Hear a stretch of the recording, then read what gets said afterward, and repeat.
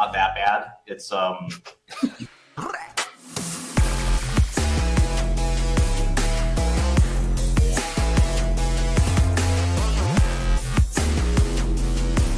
views expressed by the hosts and guests in this podcast are solely their opinions and do not reflect the opinions of their respective employers. Guests and hosts may maintain positions in the assets discussed in this podcast. This podcast is for informational purposes only, and nothing in the podcast is intended to be financial, legal, or even life advice. GM, welcome to maybe one of the first, if not the first, nighttime episode of More Than Speculation. So as you can see, Lambro has his whiskey, and I think normally I have and my we have a coffee special today, I guest, whiskey. and we have a special guest, Josh from Irys. Before we start, as usual, let's jump right into the rapid fire, man. Okay, bro. Community. Let's do it. Do I need whiskey for this, or? Oh, you can jump on, brother. Jump on. Let's go. All right, I mean, okay, but yeah. All right. First, let's go. Community, token, or tech? First. Community. Okay. Token or tech after? This is the same question, by the way. Token. Okay, fair. Why do we need a data-focused chain? Because the world runs on data. Fact. Biggest surprise this year so far? Oh, well, biggest surprise that you've seen the past 12 months? Biggest surprise. Whoa. Probably Trump's meme coin. That's an obvious answer. Yeah. Meme coin. That's by far the most random thing to happen. Yeah. Why do you think people are underrating data chains right now? No offense. You're not live yet, so that's why. Yeah. That's it. That's the answer. Mostly because the existing data chains, I don't think have succeeded for a bunch of, I would actually put it down to a combination of technical and go-to-market problems. And it's actually it's not easy to fix those problems, but once you fix those problems, a lot of data chains actually become very useful. So I'll pick your brain more on this later. Your bold prediction in 2025. I have many bold predictions. I think we'll see some very aggressively positive regulation, and I think we'll see a lot more celeb or creator coins. I don't know if that's controversial, and I think we'll see. There's a good chance that we see one of these celeb coins hit 100 billion, and an example might be if Mr. Beast. If Mr. Beast launched a coin or something, it could happen. Like the Trump coin made my kind of views of the world just change, just shatter basically. Okay. A lot has happened just in the past couple of days. Anyway, what is Irys and what is your story? Irys is the first programmable data chain. So data chain is a chain optimized to store data. So the end goal of those chains is how can you have large amounts of data on chain, orders of magnitude more than the existing chains for a fraction of the cost. And then programmable, we're talking about how Irys is an integrated L1. So you can store large amounts of data on chain, but also make use of that data within an execution environment. So we kind of couple storage and execution in the same chain. And the reason we do that is one, you can obviously just store large amounts of data much cheaper than you could before. But two, you can actually start to build these kind of verifiable on-chain versions of applications, whether it's on-chain AI, etc. So that's kind of the high level. And then in terms of my story, my background is I was studying computer science, and Irys initially began as a company that I started at university called Bundler, which was an L2 for Arweave. And we launched that in August 2021. And we took Arweave from about 10,000 transactions a day to about 15 million a day, onboarded about 300 plus projects. Then about a year ago, made the decision to build this L1 data chain, mostly because going back to what we said earlier, there were a ton of issues with the existing data chains. And we have this very strong conviction is that if we build one that is 10 to 100 times better on every single metric, then we'll start to see, great improvements in kind of the use cases that you see on these chains. Okay.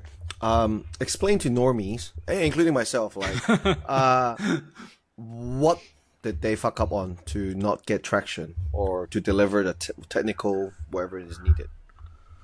Yeah, it depends on the chain that you talk about. I think if we're talking about Asia, we'll focus on Filecoin first. So Filecoin, I would actually put it down to two main things. One is actually the tech. So the tech that Filecoin used was very computationally heavy and slow, such that uploading and retrieving data when they launched took over 24 hours.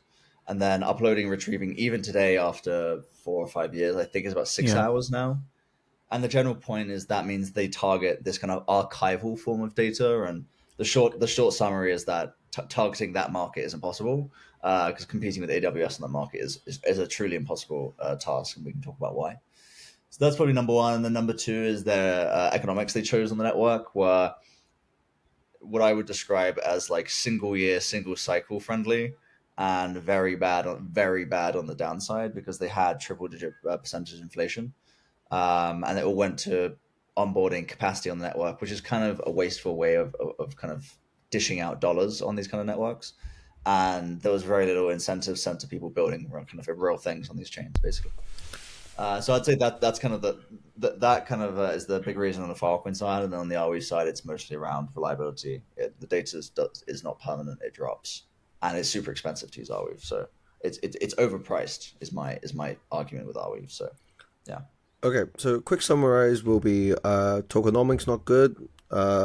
The actual design of the data and the sector to compete with AWS is wrong, and there's some technical difficulty with Arweave, basically.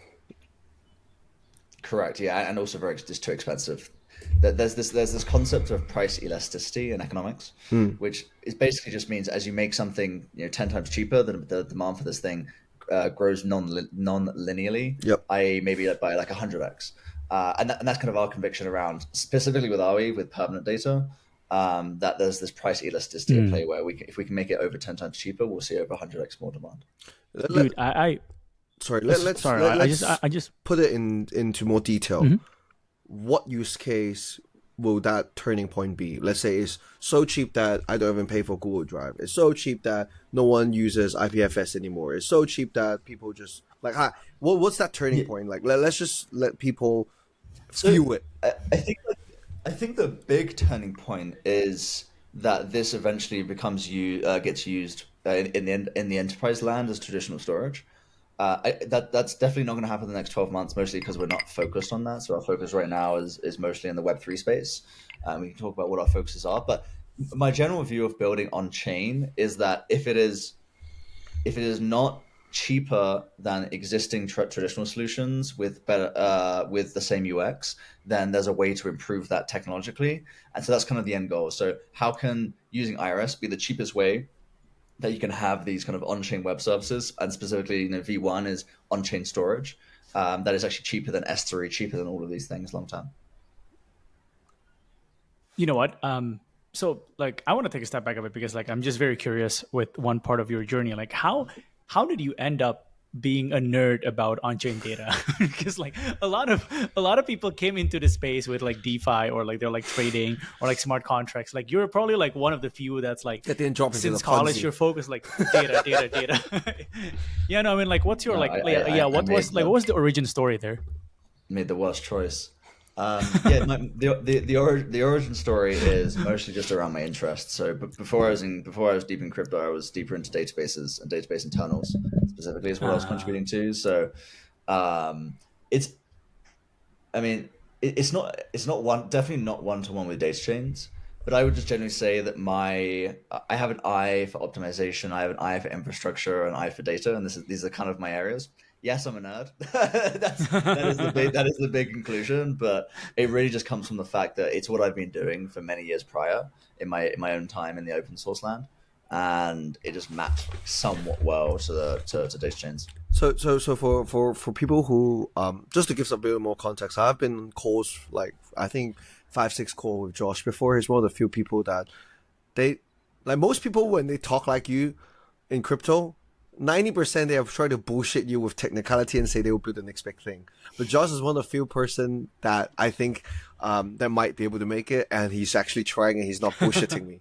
Like that. I just want to add that in because like I know someone watching this is gonna be like, oh, guys just throwing out big terms. mass adoption, blah blah blah. Now, I just want to put my personal rep on this and say he's trying, and it's actually something different. That's why we took him on. And I think I can say on behalf of a lot of on-chain degens that data is not sexy right now. It's really not sexy because I cannot see how can I speculate on it. So the reason why I reached out to Josh through Marco is that I feel like AI and certain new things will be the trigger for storage because the heavy intensity of it, and Deepin is actually going to a certain point where storage actually matters, and like you said before, storage is a very big part in it. Okay, this is why this podcast happened, and just want to give some background context in case people think that we're drilling too deep into what, why, and then just a bit flating out because they don't know why are they doing this, listening to this. Okay. What is the interesting story or experience in the storage and data chain ecosystem with you? Yeah, and let me just like quickly add to that because I think no, because like I think some people might not be aware as like what, because like there's different facets of crypto, and like everybody knows what's going on with like EF because that's like the main story, but like no one really knows what's going on in the data land. Yeah, so like any like interesting story. Oh, you want like? I feel like he's laughing because he knows what I'm about to say. I obviously, as you guys, I obviously know I have my personal experience, so maybe I can talk about that. I'm sure if there's anything else. I will say the data space is like the way I would describe the social dynamics is kind of like a weaker version of Sol versus ETH, where it's like the Arweave people like really hate Filecoin, and the Filecoin people don't hate Arweave as much, but there's some kind of directional hate. And then okay, fine, I'm going to talk about the situation that I was in because it's the only thing I talked about. The only interesting thing that's equal to like the level of Ethereum and the Cosmos related beef that's had is when we were considering building this L1. Arweave was not very happy with what we were doing, so there was a massive public explosion on us, which back in December 2023, so a while ago now.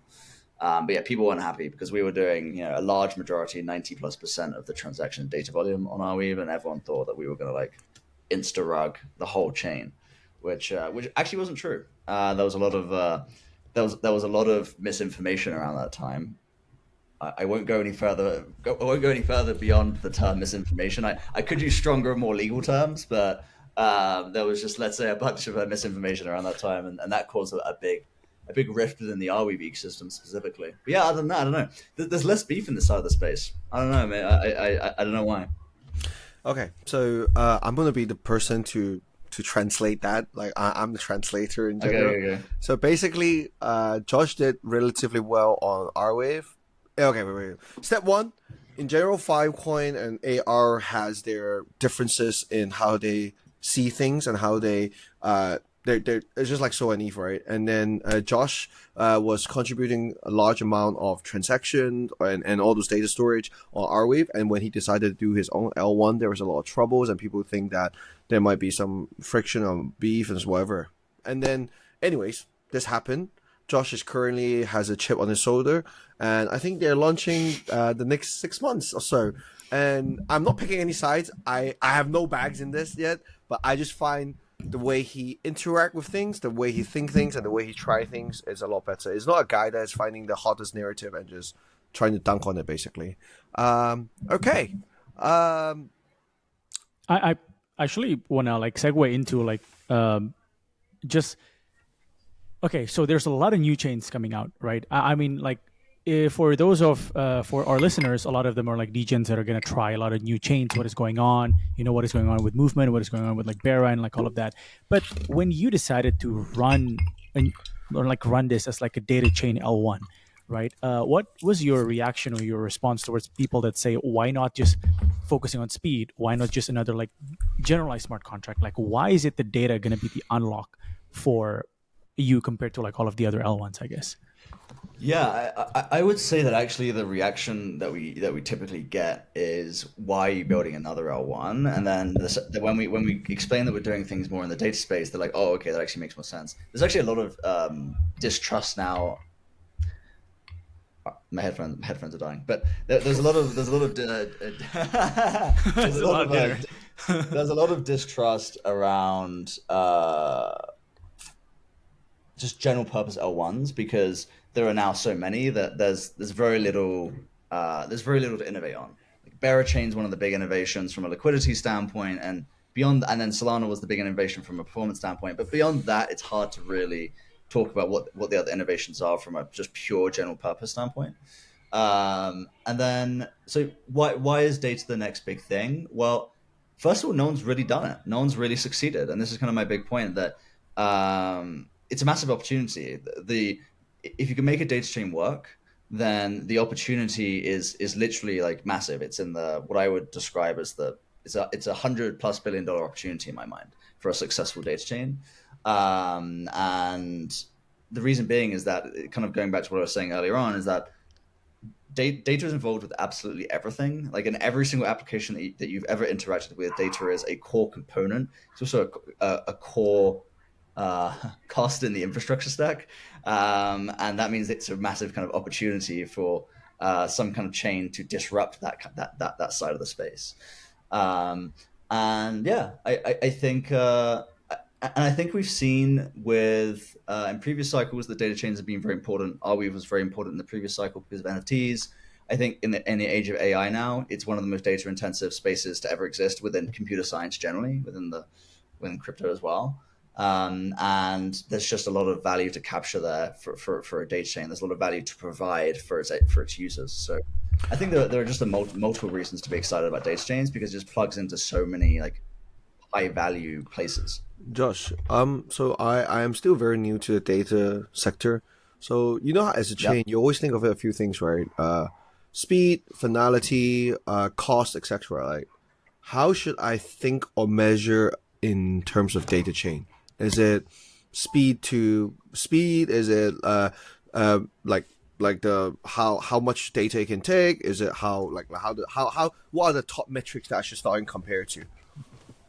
Yeah, I think cost is number one. I think cost is always important. Like it's the same reason like Solana did so well is that the degens love it because it was so cheap to use, and Ethereum was so expensive. So I think cost is very important. And then the other ones we talk about are latency, and then the third one is throughput, which I think is less important. But latency being kind of how quickly can one upload and retrieve, which is relatively slow on.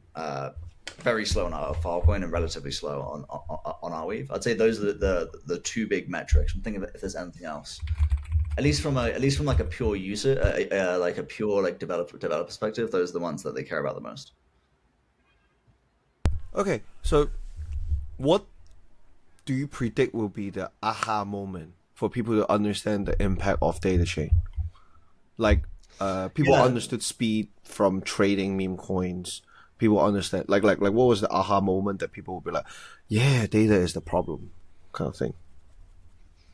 Interesting. I think the trading, so the equivalent of trading meme coins. So just like perhaps if I can add there, because I'm also very curious on this. Like, you know how like sometimes when something is faster, people would point, without Sol or without for validator hyperliquid, then you cannot do perp dexes, right? Hyperliquid. Like there's like a very clear, like speed means better perp dex on chain, which wasn't possible. Like, what would you think something like that might be like, aha, like I wasn't able to store this much data before on ETH. That's why. Yeah. So I think I'll tie it back to the meta point that the goal behind Irys is to eventually compete with traditional providers. So the aha moment is the moment that there is visible usage outside of Web3. I think would be like a big indicator, at least from like that we've succeeded. And then the second other interesting angle, which we haven't gone too deep into because we've just spoken about the data perspective, but the reason we integrated the VM into the chain is we can build this really interesting like utility or basically app ecosystem on top of the chain specific to data. And I think another aha moment, and maybe less focused on the retail kind of degen side, is value creation around data. And specifically, we have this team within our ecosystem that is, for example, monetizing data. And this creates this incentive to write to Irys because you get to monetize your own data. So I think also like measuring volume of like actual value created by writing data to Irys is another interesting thing to look at over time. And I suspect in a year or 2 years time, like we'll start to see that in the many, many millions. But that'll probably be more like that value will most likely, I guess, initially be realized by applications on the chain, but it will be metrics that are at least public to the world. Okay. I am new to data. What is the difference between, in a very short form, high level, what's the difference between AR, AO, Filecoin, and Chia? And okay, so AR is permanent data, so it's pay once, store forever. That's the TLDR. AO is its how would I describe this? It's an execution environment ish. It's not really a roll up, but it allows you to run kind of programs in a somewhat decentralized way. Although those claims are And that's why I didn't farm it too much, because I couldn't understand it. I'm not going to go. I have friends who I've spoken to about this, but I won't. I won't say Link in the show note. But, yeah. Screenshots in the show notes. But Filecoin. And then Filecoin is, I guess, what is known as a storage marketplace. But really the best way to abstract it in your mind is temporary data. So it's non-permanent. So you can store data for like 500 days at a time, rolling window. And then Chia is, I guess, like directionally closer to something like Filecoin. It's very close to something like Filecoin is kind of how I would look at it as well. But I would say, yeah, I don't know. I haven't. Is Chia just a hype, by the way? Is it just a hype? Is or was, because I think that's a very clear distinction. It was. I remember when I was like, so I joined the space in 2020, and I remember Chia became obviously. I mean, everything became massive in 2021, but it became massive in 2021. Yeah. And it was mostly the hype, because I was actually involved in the community a little bit. Was everyone was mining and making basically shit tons of money. That was the hype. By the way, sorry, was also the hype with Filecoin. Like there were miners that I spoke to in the Filecoin community who literally invested about 30K at the beginning, which includes the stake and the hardware, and they had $1 million within like 2 months, 2 or 3 months. Exactly. It was like it was crazy. Yeah. The wealth effects of Filecoin was why it became so big. But that was mostly because they were like printing so many tokens. There were also some other like things some other strategies they did, which I also will talk about. But I would like to hear that actually, if you don't mind sharing. Or link in the show notes. So on the real side, bro, like Okay. when Marco told me about we were having a chat about like investment strategy, like thesis, like, and I was like, yeah, AI would trigger data, narrative, and then the first thing I thought of was like, all right, what computer I gotta buy, what hardware I gotta buy to start farming it, and I'm gonna go all in on day one. Like, cause I did. So I don't know, is that like, maybe that's just the degen in me speaking and not the, but that's like, I'm not even thinking about the chain actually. Like the first thing I think of is like, all right, I gotta gamble on nodes, I gotta gamble on hardware, and I'm gonna do the math there. Like that's just the first thing that triggers me actually. Okay, and you're asking for Irys specifically or data chains? No, just data in general. I was gonna try to bait you to say it, but I guess we can move on to the next question.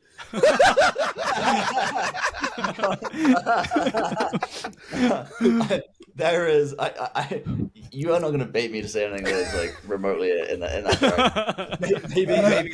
Maybe link in the show notes. Link in the show notes. No, but Josh, yeah, no. Let's talk about something that our like audience can test or can at least play with, because I've seen sometimes on your Twitter you're like shilling a couple of like apps built on top of like Irys. Anything you want to share and then like why they should check it out? Yeah, so we have some earlier stage teams, right? So we have one team that's focused on data monetization, which is, I guess, less kind of perhaps interesting to retail specifically because it's mostly like an infrastructure play. We have another team that's we have another team that sorry, my headphones just died, so Pause, I'm pause, pause, going pause, back. pause. Cut. Marco, can you ask that question again? And then Yeah, Josh, can you yeah. repeat that with the So yeah, name of the so it's, protocol? And I'll cut it out as a short for you to promote those projects. yeah. Yeah. So So, you can actually promote it. Yep. so try to do the name and then do 3-4 bullet points and then explain it after. So at least we can cut the top bit out to let you promote the ecosystem project. And I'll show it in Yeah. my Twitter as well. All right, Marco, go again. What are like one or two applications built on top of Iris that you're excited to share about? Interesting.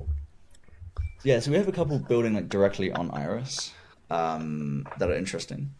One is I don't know why you're dying. I'm like I'm struggling not to laugh myself. What one is called Emmet, which is this a monetization protocol for data, and that's obviously less. There's less ability to interact with that from a retail perspective. And another one that's interesting that will become, which actually has an interesting app, is called Loo AI, and it's actually Lua. spelled LLOO.ai. And they're essentially creating. I don't know if this is releasing too much alpha, but I'm gonna do it anyway. They're essentially Oh, building a memory layer, and they're specifically focused initially on agents, but the vision is much bigger. I'll describe what memory layer means. Memory layer is basically they're trying to accrue a large amount of data into this repository, and they're working with people, in like war zone countries. They have this massive repository of like video content, image content from kind of the Israel conflict, and specifically within Palestine. So you'll see a bunch of actually really interesting images and videos. And then the initial kind of product they're building on top of this is this kind of market to financialize the relevance of the information. And so think about like Polymarket, but focus more on the relevance, like a continuous like relevance index for like specific data and I guess specific events and memories, which is kind of the idea. And one of the interesting ideas I guess final point, that one of the interesting ideas that they're playing around with is this idea of a journalistic agent, which can basically read off the kind of relevancy index of these markets, and then kind of create journalist-based content based off of that. But anyway, you're about to ask a question, so let me know. Memory layer, initially I thought is somehow like some middleware for AI agents, but it sounded like it will basically keep decentralized data that might be sensitive, and then somehow either it can be using AI agents to stream it, or you can do a prediction market on it to speculate certain things. Yeah, so the data is actually the data is actually all public, and then there'll be speculative. At least the V1 is like a speculative market based on relevancy, like a continuous kind of, which is why I use the term index, almost more like a continuous like measurement of relevancy. And then AI agents can use that. That's just like the go-to-market strategy. But it also goes like way beyond AI as well, which is the interesting thing. And the end vision for them is pretty big in terms of we can actually create this massive repository of memory, of human memory, essentially on chain. Interesting. Nice. I like that. Okay. Where are you guys now? Where are you right now with the mainnet or testnet or product? Yeah. So we're in private testnet. We're going to alpha testnet soon, very soon. soon. Like very soon. And then mainnet, mainnet, I will generally say it will be in the first half of this year. I won't be more specific, but it will be in the first half of this year. So if I'm a developer, I should reach out and see, hey, bro, I want to do something. What type of developer would want to build on Irys? Yeah, I mean, generally, like it skews towards, I guess, my kind of developer archetype, right? The more infrastructure leaning developers. Which, by the way, there are more than you think, more than you think there are. So I'd say it generally skews towards. Well, actually, there are two sets of users on Iris, right? There are users who interact with Iris, then build on Iris. Interact with is like storing and retrieving data. So we work with teams across ecosystems, Barachain, Ethereum, Solana, Eclipse. And some of those are like simple use cases of like NFT, like metadata or something, and stuff like meme coin metadata and stuff like that. And then we have building on Iris, which is our native app ecosystem. I think for the native app ecosystem, it definitely skews towards the more like my archetype of infrastructure level kind of users. developer, sorry. And then in terms of like interacting with, it's very broad. Like we have consumer apps that use us, we have AI infrastructure that uses us. So the type of developer is actually like pretty broad on that side of things. If I'm a retail user, non-developer, what can I do now, or should I wait for alpha testnet? I think you should wait for alpha testnet. Is going to be my answer. From a retail perspective, I think things will become clearer over time. That is what I shall say. Thank you very much, sir. A weird question, just random idea. You know, there's a lot of things that are doing well because of the indexer or the data backend. Like let's say like Jupyter is successful because they have their own private indexer, and then that's how they feed data. And oracles are trustworthy because of POS or something like that. Do you see a future of Irys cross-chain reference and providing and storing certain data so you can almost pull on-chain data with trust quicker than off-chain data to interact? Or is that something that I just bang randomly? I've thought about this, and I won't go too deep into the tech, but there's actually some really interesting mechanisms to make this super verifiable and more trustless than existing setups. Is that a possibility? Yes. Is that our current focus in the next 3 months? No. But it's very technically feasible. My expectation is probably someone in our ecosystem gets to building that before we do. I guess would be my estimation. What's the biggest on-chain money in data right now? I always thought yeah. Say more. So what's that? What do you mean by what do you mean by on-chain money? I guess like what is the real business in on-chain data right now? Like, who is paying money to use on-chain data or on-chain things? Why? Like, I don't actually know. Like, to be honest, on-chain data, the only thing I think of, it's like either I'm gonna say something that might look very stupid, right? First, it's gonna be NFTs or pooling data to liquidate people, or like for lending markets, or like the graph somehow. But I don't actually know who is spending the actual money for on-chain data. Yeah, no, it's a fair point. It's very convoluted. So the answer is a combination of things. So yeah, NFT is a big one. So storing NFT metadata, that's obviously a big one. If we're talking more about AI agents are kind of growing in that space as well, in terms of reading, writing more data, whether it's file sharing, whether it's like sending messages to each other using a data chain, or now we're moving into the kind of the memory side of the agent space, so using data chains as like a way to kind of accrue memory. We can talk about that a little bit more if you want. And then in terms of who else is paying on non-AI use cases, then a bunch of chains archiving their ledgers, like tens of chains archiving their ledgers to data chains. Some oracles archiving oracle data and their attestations to data chains as well. And then what else? Yeah, I mean, I could probably rattle off. There's a bridge, a couple of bridges using data chains to essentially paying to store, like, because bridges are just permission validator sets, so they just use the data chains to store the validator signatures and use that kind of as like a way, like a data availability, just like to share this with each other. So yeah, a bunch of different, and the bridge is like a D bridge, the tens of chains, like a bunch of Cosmos chains and some EVM L2s as well. Yeah, nice. and then NFT, like a lot of Solana. So Metaplex is a big one that people know the name of. Truffle is another big one, which is basically a spin out for Metaplex, but it's like a UI wrapper that a lot of the Solana ecosystem uses. So yeah, I could rattle off a bunch of names, but that at least gives you the category of the people who are actually paying money. Nice. Okay. We're coming close to the end as I get more drunk. Do you have any question for us? What do you think has been the craziest thing in the last year?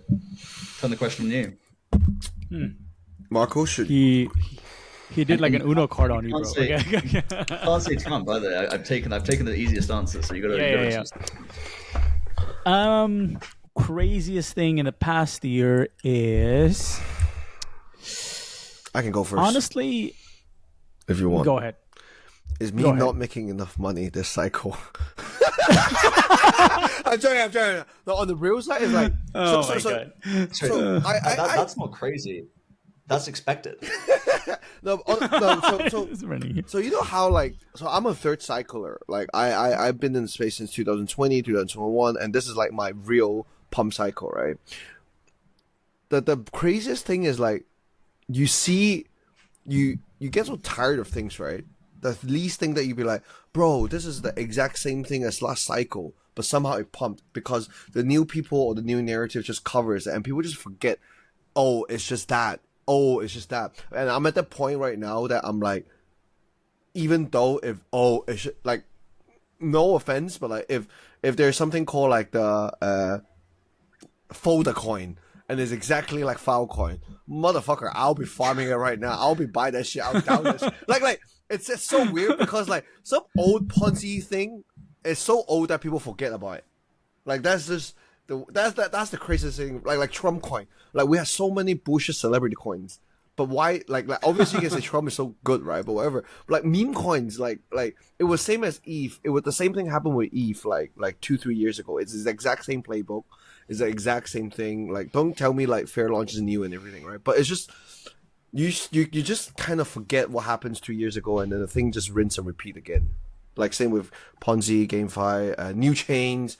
Chains ran out of like new tech, new innovation. That's why everyone's talking about like, oh, I'm like the US Asia chain. Like it is literally the same people. Like the local selling, it means the innovation is coming to the end, basically. And that's why I'm in this episode of Lambro's therapy session. No. But okay, I'm gonna give like such a VC answer, but I do think it is true. Like how easy it is to launch new token. Like it's literally like a pharma because of pump fund and like virtuals. Like there are so many like janky teams in emerging markets and like low income countries whose entire like they basically like are like studios of just like launching tokens, even like launching fakes of popular tokens, right? And I don't know how I feel about that, but I think that's like the biggest surprise that like I've always known it's gonna like we are gonna go back to the ICO era, but I didn't expect like this factory level with pump fund and like virtual. So yeah. Yeah, the ICO era was a little bit more exuberant, I think. Than now. It's a little bit more sparse, I think.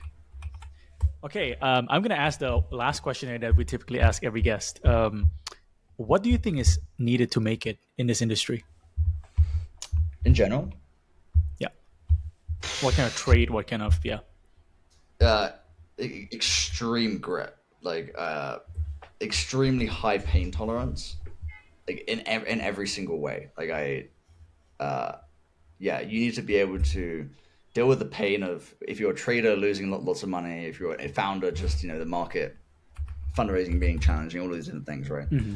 Yeah. And staying around for a while, and then you have to deal with your family thinking that you're mentally ill for being for being in crypto, which is the other grit that you need as well. My parents still ask me why did I drop my previous job to do this. Okay, I will say you're in a special situation where I am not in a little outfit. So I think if my parents saw me like that, they might have a case. They might be right. I don't know. Oh my god! But all right, man. No, that's it that we have. Thank you again for coming in, Josh. And yeah, we are looking forward to the actual alpha testnet so that people can play. And do you have any like parting words, any announcements? No, as I said, I think the big thing coming is alpha testnet very soon, so look out for that. And then we're going to be doing some stuff within the AI space as well coming after that. So that's kind of the next couple months. Awesome. Thank All right, you. Man. Cheers. Awesome. Appreciate you. Chill. I'm gonna pause the recording. Don't quit. We'll make shorts. I wanted to quit so bad. Am I that bad? Sorry, I'm a little bit tipsy today. Brother, you're literally this drunk when you're sober. Like I hope you realize that. Okay, I only had 2 glasses. All right. Is there anything you want us to show about you, or is there anything you want us to highlight? Yeah, is there any like shorts you want to make? Yeah, so is there any question you want me to ask you? And I think it'll be better if you don't pause and just give us like 4 lines straight. For example, like, bro, what do you think is the most exciting DApp on your thing, on your chain right now? I think Dude is good because they are trying to create a memory layer for this. while people can either speculate on this and that, and this is the first in crypto, and I think this is very interesting. Like, this is the stuff that I can help you shield your projects, like, or whatever, or shield, like, why is data chain good? Because we're the first doing it, bro. Like, the last time that whoever did it was Arweave, and then with AI agents, this shit will pump, bro. Like, not this way, but like if you know what I mean. Like, we want to keep it in. Yeah, like I think 25 seconds. what Lambro tried to say is basically let's make a couple like high impact shorts that's also useful for you, because I'm sure you know how like Kevin from One Shift Happens is like, what's the meaning of life? It just lets you speak. But yeah. So I think I like the framing of like counter positioning. I guess the main thing is counter positioning to the existing data chains.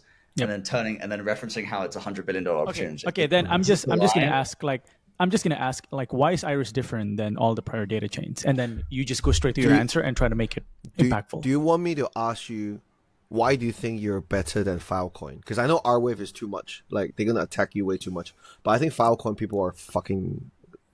Or should I say either Arweave, Chia, or whatever. Like I'll let you, or do you prefer like the Marco way because he's like the nicer guy? I actually prefer the two Lambros approach. All right, let's go. Let's go. Who do you want? Do you want Arweave? Do you want Arweave, Chia, or fucking Filecoin?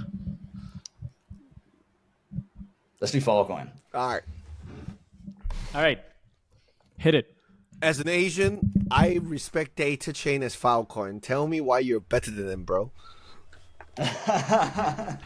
So Filecoin, it has a bunch of issues, and it struggled to see any real adoption over the last few years, and that's mostly down to how it was built technically. And the goal with Irys is, one, obviously make the tech a lot better so that we have a bunch of these interesting use cases, but also where Filecoin really failed was building this ecosystem around data. And for Irys, our goal is similar to how AWS has this really large ecosystem of services to allow anyone to essentially permissionlessly create these services. And in my opinion, this is what takes data chains from being perhaps like a $1 billion opportunity to being a $100 billion opportunity, is around bootstrapping this really strong ecosystem. And this is kind of where Filecoin, I think. Okay. What do you think about the buying node or buying hardware just to farm data chain thing strategy, or go-to-market strategy, or whatever? That's very much a thing in China, specifically in Asia. I know that's a big thing, because they're a bunch of resellers, not resellers, like sellers of like built machines. What do I think about it? I mean, there's nothing bad about it. The bad part, and specifically linking it back to Filecoin, is having an insane inflation rate, where you have like over 100% tokens inflated per year. That's the bad thing. I have no issue with hardware sellers. That's fine. In fact, we'll likely work with them. But having 100% inflation is not good. And you can kind of look at the fill chart as a representation of that. And that's important, actually, because if a token is down only, it does actually push people away from your ecosystem. So there is actually some practical element to like not having 100% inflation. If there's one thing you can fix in data chains or data service in crypto, what would it be? I would make them usable. I think how I would describe them is unusable. I would make them usable. How is Irys doing that? Well, that's more of a tech question. But essentially, Irys is over 10 times cheaper. We have 100x better latency, 100x better throughput. So we basically built everything from scratch. It doesn't use an existing like Cosmos SDK or anything. It is an L1 built from scratch, and we have literally custom built every single part of the chain. So yeah, that's how you go about building a data chain that actually works. I really like your launch video, but why did you put your cartoon face in it? So. Okay. So I promise you, I had close to zero involvement with the creation of that video. we have a really good CMO, and it was all his idea. So here we go. It's one of Did the you like best it? launch Did videos. you Honestly, like my face in it, or was that that was Bro, probably no, the worst thing is, like, part? you know what, yeah? Because, like, I actually respect the fact that you're so outspoken. Like, because Yeah. first, noisy, second, gut, third is, like, you put yourself in the spot where, like, even if you fuck up, I'll give you a clap. You know what I mean? Like you give all, bro. Like if you can do all out, I can give you my money to all out a little bit. You know what I mean? like from my point of view, like, so I respect that, like, 100%.